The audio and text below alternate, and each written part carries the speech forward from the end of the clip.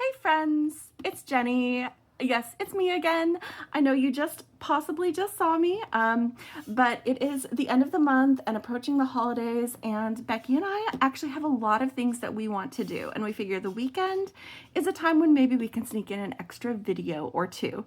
So normally we try to limit our videos to like a couple of them a day, especially since there's two of us making, so we can make more videos than your average channel. But on the weekend, we figure, you might have a little bit more time, a little bit of downtime. If you need to watch this later, that's also fine. Sometimes weekends are too busy. Sometimes what you need is to put your feet up and watch another video. So we've got a lot coming up. I'm kind of like heavy today. You're going to see a bunch of Becky probably tomorrow, as long as everything goes well. Life can still life, as we like to say. But earlier today, Becky unboxed the Gemstone Orphanage Christmas Magic box. So there is a subscription and there is a December box for the subscription, but it is not a Christmas box. This is the special edition Christmas box. It is sold out, so you can't get it. Becky's already done an unboxing, but I wanted to introduce you to my orphan, show you how I organized the box, as well as show you a couple of the differences, because you might have a little bit of variation if you got this box. I know one of the things that can be different is this image on the bag. I love the one that I got with the gingerbread. Becky had some snowmen, so like this can look different. One of the other things that is different, I should have opened this, snap, snap, is this was the little ornament kit, and I put mine in my box. Becky's was green and mine is red. So your little fun little bonus ornament kit, the Christmas Magic ornament kit, could look different. We've got our little Santa face. So I have some different beads in there, different colorway, so to speak. Try to get that all to fit in there again. And then of course, my orphan is different. I would like to introduce you to Holly. I'm moving these lights just a little bit. Nope. So I need the light, but I don't want you to, I'm going to move it so that you're not just focusing on like what the light reflection looks like in it. But this is Holly, my green banded agate. And she is so pretty. My camera does kind of change the colors of blues and greens. This is really pretty. There is some blue-green to it, but it is actually mostly green and white. So that may or may not show accurately on the camera. But this is a new shape for me, friends. I have not had a shield shape before, so I'm looking forward to making with this. I'm not going to do this in this video. I'm going to be saving my dress up for later. I have some ideas, but I kind of want to mull it over a little bit. But I thought that tonight everything else is the same from what you saw from Becky's. I did put mine in the 18 grid organizer. So this is what it looks like in the 18 grid organizer if you didn't want to keep your findings separate. Just with me and the limited storage that I have, I preferred keeping it together so that I wouldn't lose track of my findings bag. But also I have some good news for you. So you saw on the packing list in the metal section that Debbie had given us a lot of information ahead of time on things that were nickel free and stuff like that, but some of them didn't have that designation because she didn't have that information. So she gave us a ton of information, like half these line items approximately were already cleared and good to go. And Becky did testing on the remaining metal items, and we did not get a single nickel reaction from any of the metal items in this box. So I'm going to go ahead and use all of it because we did our testing, and even the ones that aren't listed as nickel free, we did not test a nickel reaction from it. If you want to test yours to be safe, you're more than welcome to, but Becky does our designated testing, and that's what she's going to do. But I'm going to make from this. And I was thinking about it and trying to decide what I wanted to do. There's so many fun goodies in here. Like I said, I'm probably going to be dressing up my orphan later, and I'm probably going to be using the malachite and the green onyx when I do that. And those pearls. I know Becky said she was going to go green and white. She knows I'm also probably going to go green and white, but we're probably still going to end up with completely different designs because, that's just the way we do. But I thought it would be really fun to just jump into some of the very Christmassy themes on this. But also I love Czech flowers, and they gave us a bunch of them, and I love it. And I think, whoop, let me move this link out of the way so I can just get the flowers out. I think I'm going to make a bracelet and earrings featuring these Czech flowers. Let me move my box a little bit so that you can see what I'm pulling out. So I'm going to use my Czech flowers. I'm going to be doing earrings. So I'm going to pull out the ear wire and post selections.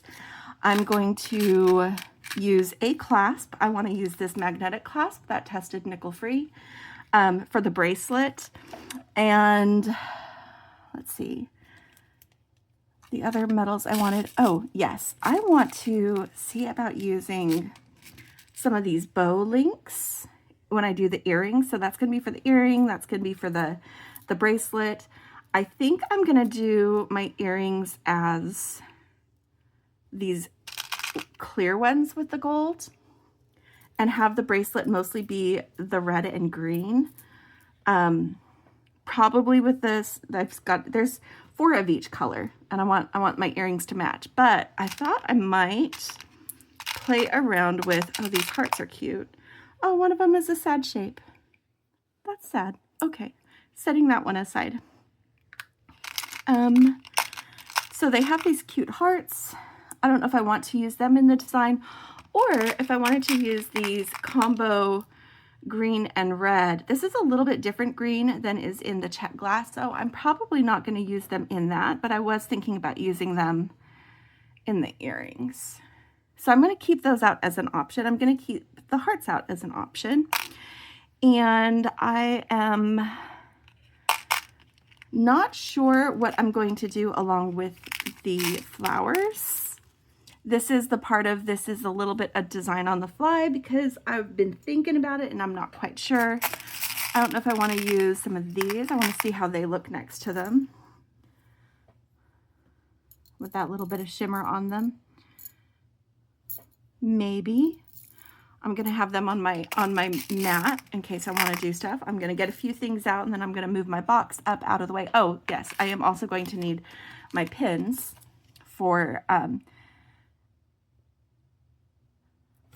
turning these flowers into dangles. I'll need the pins for that, and then I've got some craft wire for making a beaded link, and I've got some medium soft flex wire in champagne for stringing my bracelet.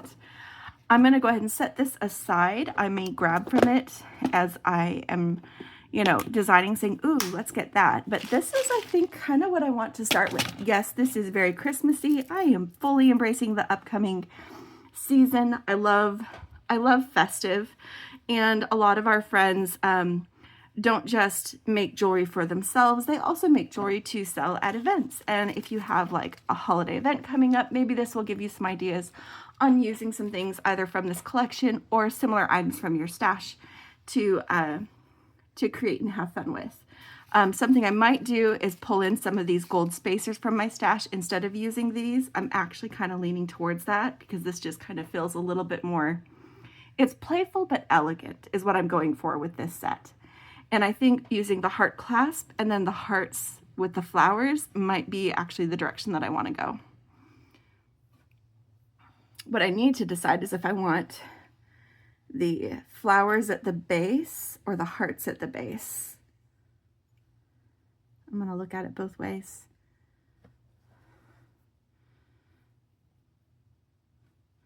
I like the flower. I like the flower below. We'll see if that's what I end up doing. We're going to do the earrings last. Let's get started on the bracelet. So I'm just going to string on the spool.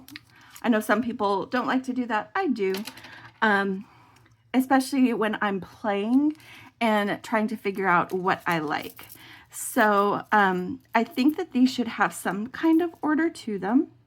This is probably more beads than I need, so I'm going to take off a couple there. If we do,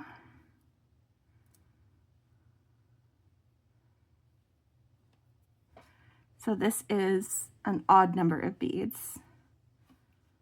If we do something like this, I'll have one red, but I can use that as part of a focal attachment somewhere else. I'm probably not going to use these. I'm setting them aside so I don't get distracted by them. I'm kind of leaning towards this. I don't think that this is going to take up enough space. I'm checking that real quick. Even with the spacers, I think I'm going to be a little bit short, which is why I need to play with whether or not I want these bigger beads in between rather than just my gold spacers. But I think that that's a nice symmetrical order that feels really festive. That's what I'm leaning towards.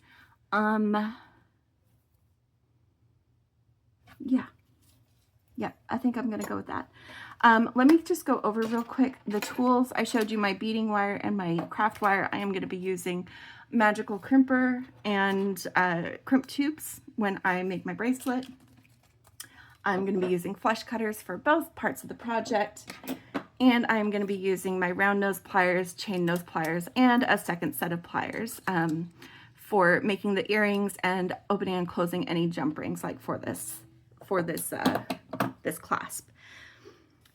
But I want to get this on here, see how long it is, and then figure out what I want to do to spread that. Oh, you know what I could do?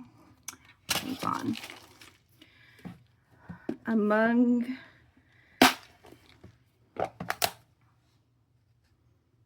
No.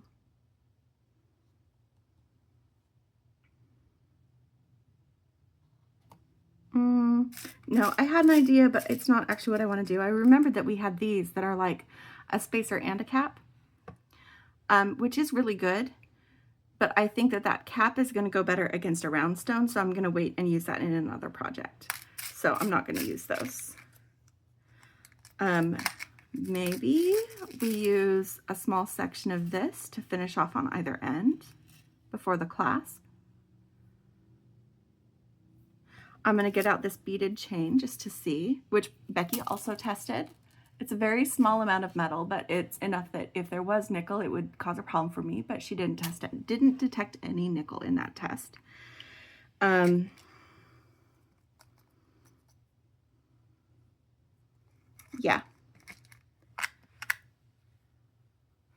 I could also use that link. No, I don't think that link is quite what I'm looking for. Look at these links. This is me checking things out.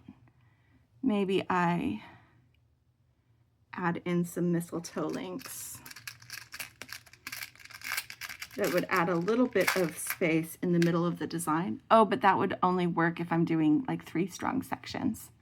I'll save those too. Those will be for something else.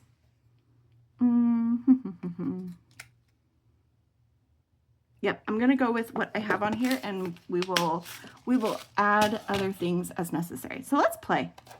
Let's play, friends, because that's what I like to do. I'm just gonna start on one end.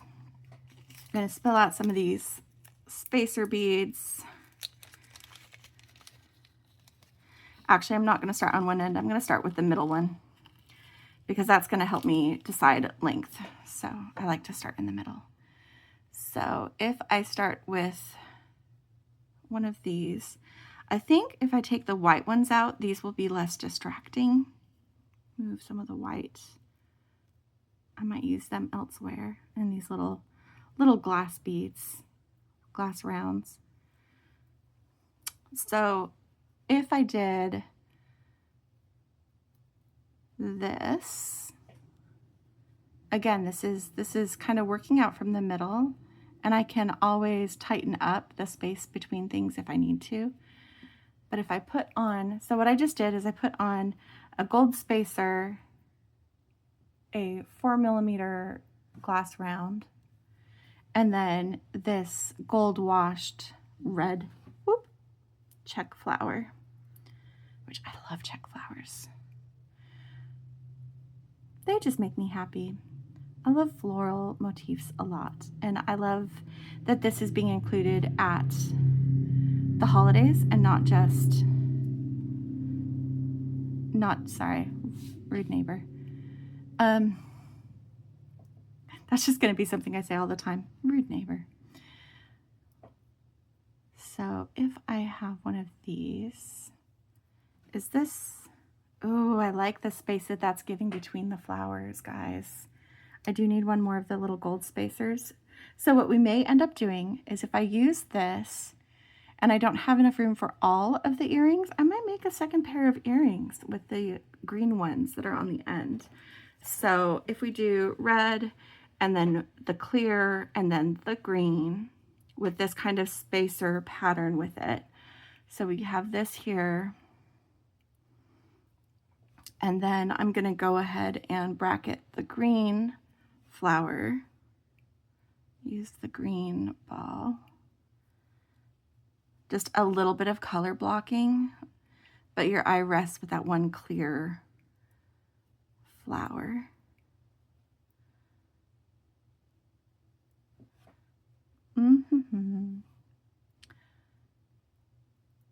So a little bit of color blocking, and then let's add in, because we do only have the 2 clear, but I feel like I want that little bit of space as well. Let me get this box because we've got some pretty coin-shaped crystals. Oh, it's not quite what I want there.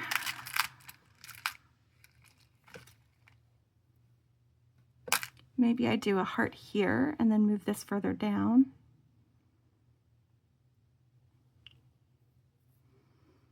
Because then it'll tie into the hearts we're using elsewhere. This is from the little crystal shaped crystal pack.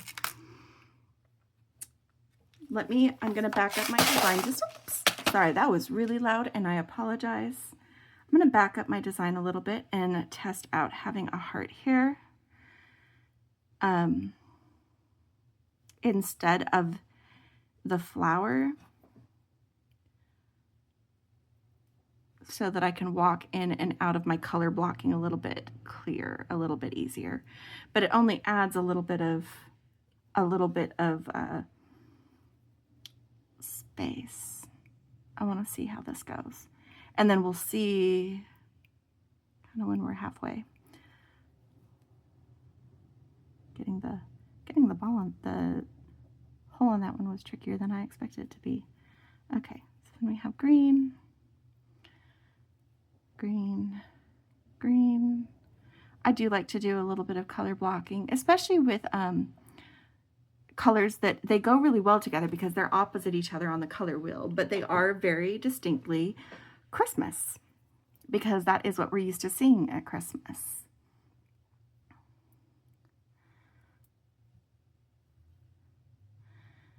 And then this is going to go into, let me see how long this is so far. Okay, let me see about getting a red one on this end. This might end up being too long because I've got the gold in there, but I think I like the way that gold looks. I like the space I'm getting between the flowers. It makes what could have been a very chunky bracelet look delicate. And then I'm going to go ahead and just do one gold spacer bead here because I suspect that doing this full repeat with that round is going to be too much. It is a small clasp, so that won't take that much room, but we're going to have loops. We're going to have jump rings. And I feel like this is just about where I want it. I'm going to go ahead and put a stopper on this end, and then I'll actually test it when I get the other side done, after I've mirrored this pattern. I know that this is about the length that I need, and so I'm going to go ahead, and I have enough room to do my crimp here. I'm going to make sure I have enough to do the other side, plus any adjustments to pattern. So I grab another couple of inches of beading wire. I prefer to have scrap rather than just run out of space or have to mess with trying to do a tight crimp. So that is a personal preference though. There are others who would rather have it be a lot more planned out. I like the flexibility of doing it this way because I'm playing. I like to play when I design.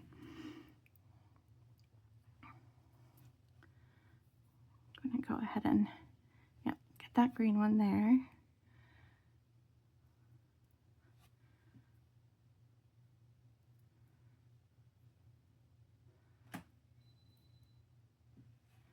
And then our clear one.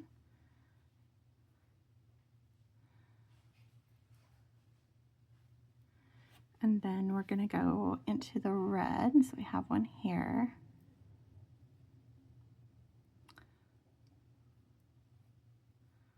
Get the red one.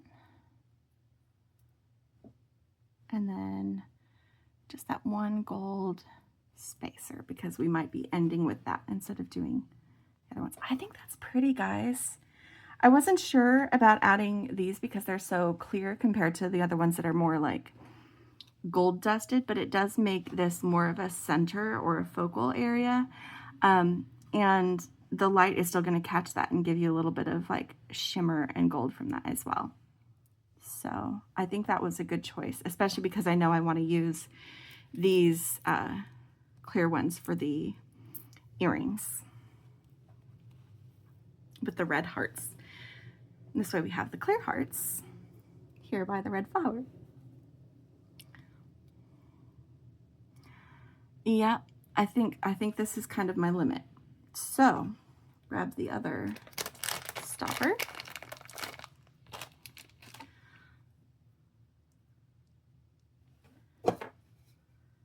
Check it around my bracelet mandrel at 7.5 inches, which is right here, guys.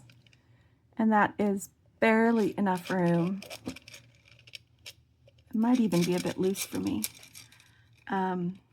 Barely enough room for the clasp, let alone loops. So I'm going to make sure my loops are small and that I use small jump rings. I'm half tempted to attach it directly to the clasp, but I know me and I will have over or underestimated something and I'll be sad that I have it attached directly rather than with a jump ring. So I do have some of these jump rings. They're just little, I think they're 5mm jump rings. Yeah. That I'm going to try to use with that, but I am definitely going to need to make sure that I do a very small loop when I crimp it.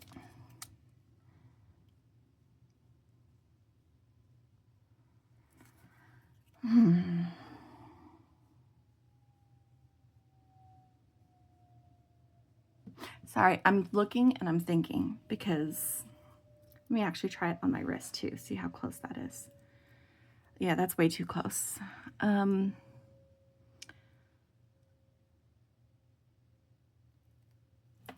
think I might have to take off the red flowers. I think I might have to, that I can't do that. That's okay. I will have more red flowers for later, which means this red doesn't really have a meaning anymore because it's not leading into a red flower section. Is this where I make a little pattern with the red and the green and the spacers to get just a little bit of length that is not about adding a flower? Let's try this and see how long that is. Just repeating this on this side. So I just added a green, 2 gold spacers, and a red. And then I grabbed the wrong color. Wrong color, friends.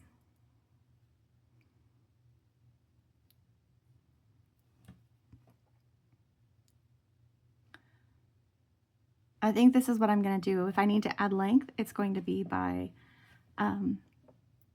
yeah, that's going to be more like it. That's going to be more like it. So it doesn't take up as much space as the flower, but it should let me finish with that crimp tube which will look like a little gold bead. Oh, even that is pretty close, guys. And I do like my bracelet to fit loose, but that's going to be too loose. So we just won't have that symmetrical back to red. Just green, red, and then green. I'm going to reverse them actually, and if that's the case, I'm going to do like this.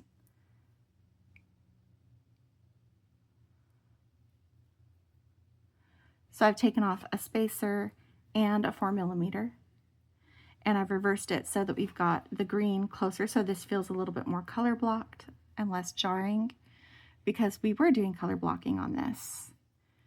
And then we will have this little touch of red right before a gold crimp tube. Clip, clip.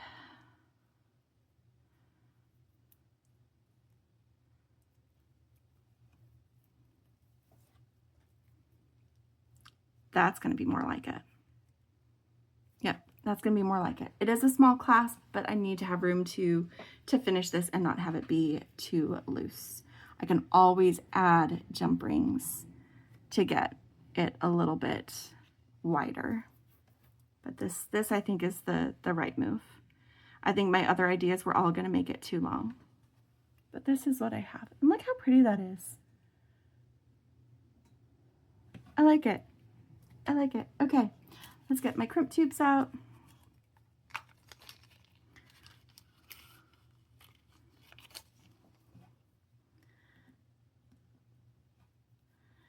And if you have not used a magical crimper before, I'm going to go ahead and zoom in while I demonstrate this. I noticed that Becky does that, and yeah, I think it is helpful. So this is a 2x2 crimp tube. You can see here that it's got a pretty decent sized wall. It's not really thin, and it doesn't have a seam. Becky and I like to get our crimp tubes from Softflex because they're consistently good like that. The crimp tube, or the magical crimper, only works with 0.018 to 0.019 wire. This is 0.019, and it only works with 2x2 crimp tubes. So what you want to do is go ahead and feed your wire back through your crimp tube after you've put it on, and get it to, I don't need a long tail there, get it the loop to the size that you want. Remember I said I wanted small loops because I'm attaching jump rings, so I don't need a whole lot of movement there. I don't need a lot of space. I just need to get a jump ring in. So I'm making mine about this big. Fairly small because I don't want it to take up too much space on my wrist. And there is a spherical concavity inside the magical crimper. You're going to center your crimp tube inside that because it's basically a mold for making a round bead out of your crimp tube. Once it's centered, go ahead and give it a little squish, and you'll see that it pinches down the four corners of that tube and makes it look a little bit like a ravioli. So take that and rotate it 90 degrees from where you just were, so it's straight up and down inside your tool, inside the crimper, and give it another little squish. And then just open your jaws of your crimper a little bit, rotate it, squish, rotate it, and squish. Just keep doing that until you no longer feel any resistance and your crimp tube has been formed into a smooth little ball of crimp.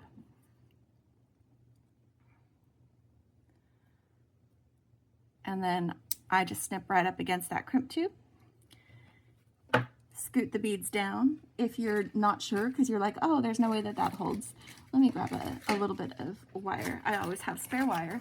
Like I said, I'd rather have more wire than I need and have scrap that I can use for other small things like earrings and stuff like that.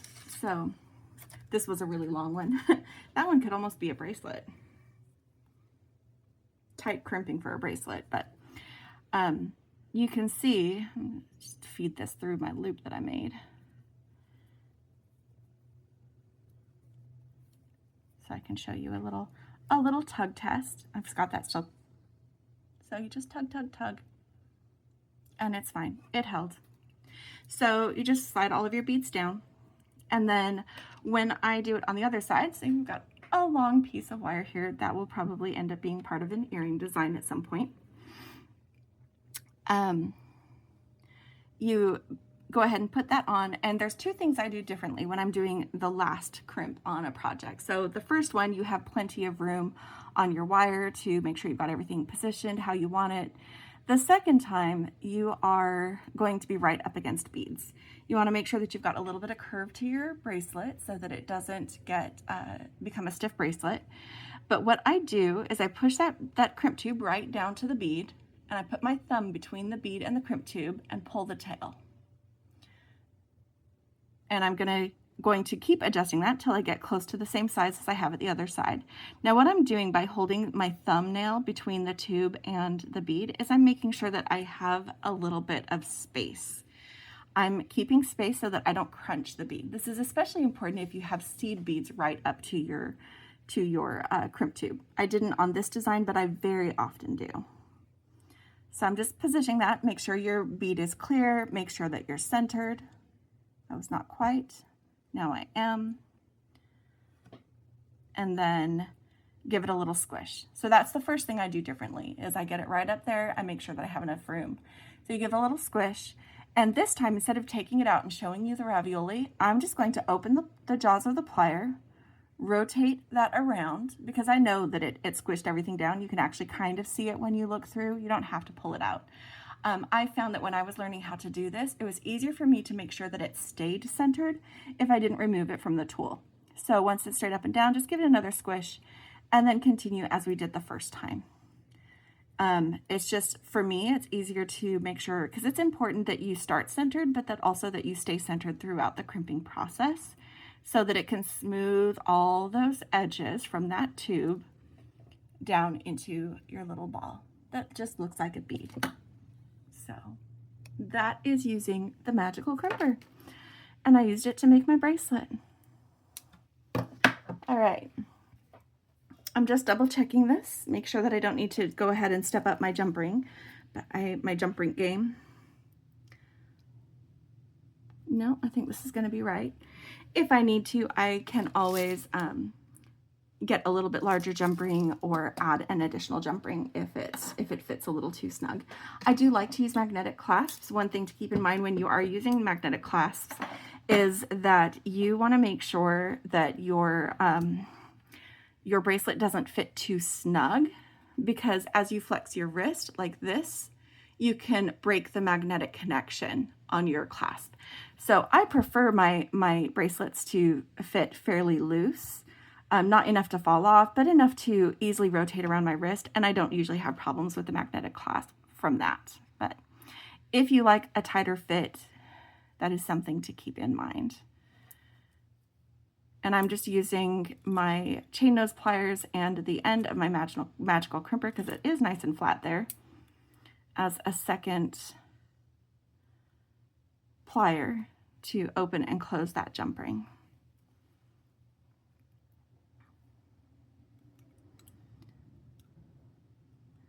And there is a right way and a wrong way. So when you do your clasp, you want to make sure that you haven't twisted your clasp so that it will be closed the right direction when you are wearing your bracelet as you intend to. So make sure there's no twist in your wire or in the jump ring you've already used, so that is going to be a nice flat experience with the clasp. So let's check the fit. Like I said, I can adjust if I need to, but I'm hoping that this is a good one for me, a good fit. Maybe a touch snug. I might add one jump ring. Yep, I'm gonna need to add one jump ring. And actually this one might hold a little bit better, because I don't know if Becky showed you when she did the unboxing, but this one has a little like post and divot that helps it hold better. So I'm just gonna flex my wrist a little bit. Oh, that's not popping open. Okay, so I can wear it like this. I prefer it to fit a little bit looser, but I can wear it like this. Let's wear it while I make some earrings. It doesn't bother me. I like to fidget, and if I can't move my bracelet, that's why. That's why. Okay, I'm going to move these other flowers out of the way because I really do want to do the gold with the red flowers, because guess what? These earrings can also go not just at Christmas, but Valentine's. How cute will they be? So let's go ahead and put this together. I'm going to go ahead and use these head pins that came in the box. Try to get some that are fairly flat. They're a little bit bent, but that's normal when you get a package of head pins. Ones that don't have to be straightened as much are going to be better though, especially because check glass can sometimes be a little bit finicky for the holes. Okay, let's do this, and I'm going to just put it straight on the pin and decide if I want to add anything to it. It fits that pin. That head of that pin is really nice and small, and so it doesn't protrude from the flower itself. I actually really like that. That is looking good. I think that I am going to consider, we set aside these white ones. Maybe they'll be with the flowers, because I am going to need something above those flowers to make the loop. Otherwise, it's a little bit tight fitting. I think for the flower, I just want the dangle. So what I'm going to do is I'm going to go ahead and snip off. I'm going to bend it first. And did it say what gauge these are? That felt a little bit soft. They are pins. They are 24 gauge. Okay, so I'm gonna do my little trick where, rather than doing a wrapped loop, because I don't really want the space for a wrapped loop, I'm going to make this dangle using a rolled loop. And when I do that, I want about 2 centimeters. So normally I would cut here if I was doing a simple loop. I want about here for a rolled loop, because I'm going to try to get just 2 rolls. It's not a heavy bead. There's not going to be anything tugging on the other end, so I don't feel like I need to roll more than twice. And this is how I do my rolled loop.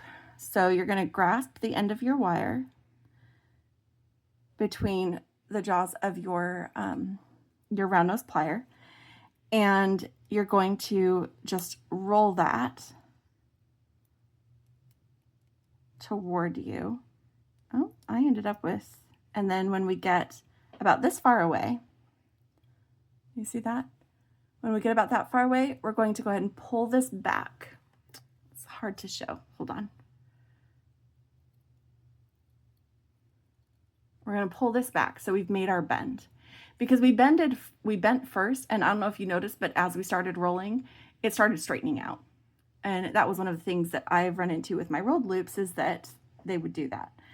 And then you just finish your roll. And I did end up with 3 loops. I'm not loving that, so I'm just going to cut off my extra loop. So just making a little bit of space and taking off the section that I started with, because I want this to fit nicely in.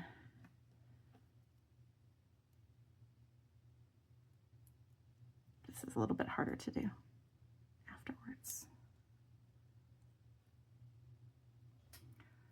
Oh no, that's the one that's actually attached to it. Hold on. Pardon me while I finish. Yes, this is the side that I want to do. I was going to cut the wrong one. So this is the one I want to separate. I'm just wiggling my thumbnail in there. This is 24 gauge wire, so it's not really hard, because I want to get in here with my cutters. This is why I don't want 3, because it's just too wide. I want it to take up a smaller amount of space when here we go. Okay. Now I'm going to fix this one. So the next one I am going to cut shorter, because that was too long. So now I just have a double rolled loop here that will fit in the length that I make. So let me do that again, but without that adjustment at the end. So I did cut that too long. I prefer something closer to like a 2 loop. So, and I usually don't cut it when it's already bent over. I think that's part of what threw me off. That's going to be more where I would cut it. And you can see the difference between, this is the one I cut first, this is the one I cut now, and that is about a roll's worth. Okay, so now I'm not bothering to bend it over because I know I'm going to be doing that adjustment later. Let's do this demonstration again. So you go ahead and roll it like this. I like to roll it against my finger just because I feel like it kind of has a little bit more control. And then I'm about this far away. And then this is where I'm going to take my pliers and my bead and just push it back. See how I've made that bend? And then I'm just going to continue and finish my roll. And now I've got a double rolled loop that is centered over my bead. So that's how we're going to do that. They're going to be our little dangles. Let's get out. This is 20 gauge wire, so I can do simple loops with these. And I'm going to play on the wire itself with what I want. I'm kind of leaning towards not using the white because we didn't use it anywhere in the bracelet. And I like the white, but I think that this will be sufficient and also still, you know, have that kind of classy look. So more of the little gold spaces that I did. So that's what I'm leaning towards for the hearts. So I'm going to look at one with the gold spacer.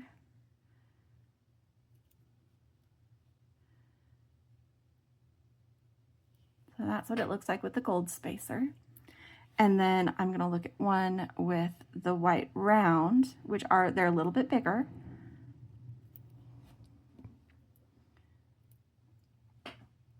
I think it's too distracting. I'm going to go with the gold. How many of you just said, yes, Jenny, go with the gold? I think it's going to look nicer.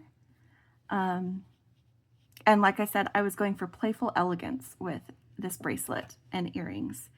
And I think that the hearts and the flowers definitely do the playful side of it. But by keeping the tones, like we step it up with the gold metal tones, which we're using anyway. I do need to decide what I want as far as earrings though. Do I want to do, the snowflakes so that they are actually like, hey, this is holiday, this is winter. I've got gold ear wires and then these fancy gold ear wires.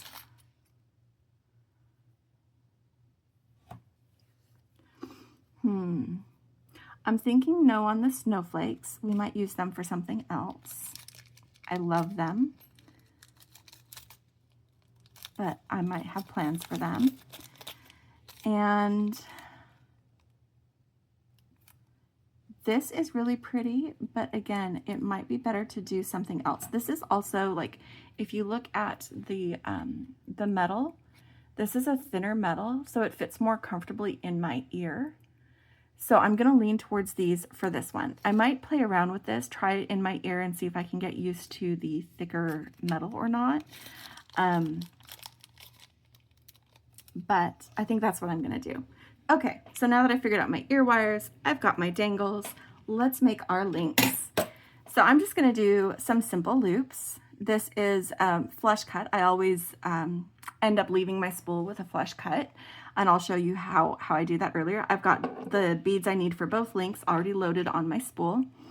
And what I'm doing, I like small loops, so I am near the end of my round nose pliers. I'm taking this between this and I'm just rolling it toward me until the metal meets the metal. And then I'm opening my pliers, rotating it a little bit and closing so that I can give it a tiny little knock. And what that does is it centers that loop above the wire before I even have the beads there. Okay. And then I scoop my beads up, and I'm going to cut off about a finger length down for making the other wire. And what I did there, I don't know if you noticed, I put the flush side of my flush cutters towards my spool. This guy's getting another trim, so it doesn't need to be flush yet, but it does mean that I start this one already with a flush cut. And that's how I like make my links regardless of where I am in the process. So I'm always going to have that flush start. And then our beads, lost a spacer, there we go, and then cut this. All right, I'm going to set aside my wire, and I am going to, my beads all rotate and spin, so it doesn't matter if I have parallel or perpendicular loops. I'm leaning towards wanting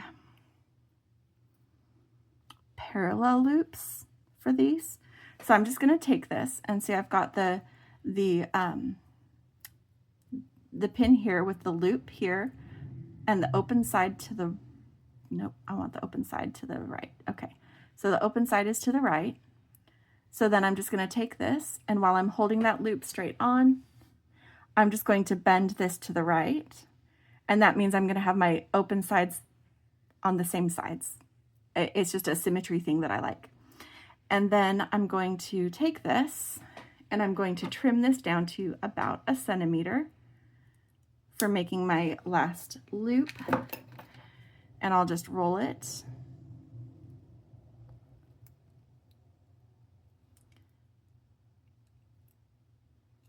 Okay. And then I'm going to take 2 pairs of pliers because I did want these to be parallel. And I know that they're not quite because it turned when I was making it. So what you want to do is you want to put 1 loop in each of your sets of pliers and then just gently twist. And then give them both a good little squish. That helps to work harden the loops that you just made. So now I have made my heart link. That is a really cute link and I love it. And we will do the same thing with this one.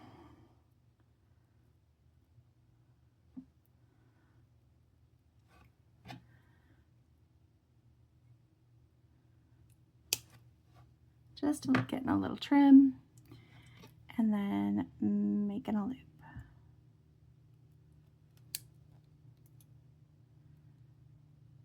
Okay, and then we're just going to work harden and check the orientation of our loops again. See, this one is a lot closer to correct, so it's just a tiny adjustment and then squish.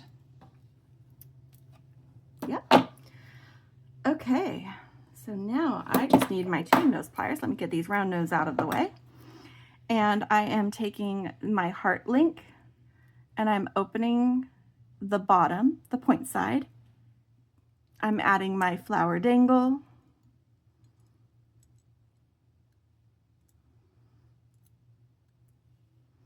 Getting that closed, just making sure that that's nice and closed all the way, nice and snug. You don't have to have these perpendicular. I like it when the circles face the same direction. I think it looks nicer. So this is my heart and flower necklace. Loving that. Okay, and then it's just attaching this other one and then we're done. This is fun. I'm really excited about this box. I'm excited to keep making more from it. Becky and I are both going to be dressing up our orphans. Don't be surprised if you see more stuff from Becky. Yeah, we're just going to have a good time. We're just going to have a good time. We might do an ornament making party. We got those ornament kits. They're super cute and fun.